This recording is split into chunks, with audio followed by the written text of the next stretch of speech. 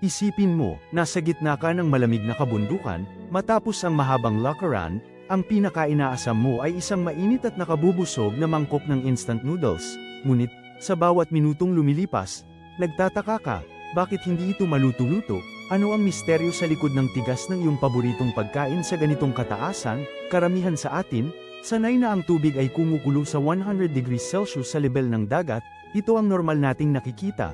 Ngunit, sa mataas na lugar tulad ng bundok, nagbabago ang lahat. Dahil mas manipis at mas mababa ang presyon ng hangin, ang tubig ay kumukulo sa mas mababang temperatura, maaaring sa 80 degrees Celsius lamang. Ito ang susi sa ating misteryo. Para ganap na maluto ang instant noodles, kailangan ito ng sapat at mataas na init. Kung ang tubig ay kumukulo lang sa mas mababang temperatura, kahit gaano pa katagal mo itong ibabad, hindi pa rin sapat ang init para mapalambot at mailuto ang noodles. Mananatili itong matigas at kulang sa lasa. Ngunit may solusyon tayo. Ang paggamit ng pressure cooker ay makakatulong na itaas ang presyon sa loob. At sa gayon, tataas din ang boiling point ng tubig.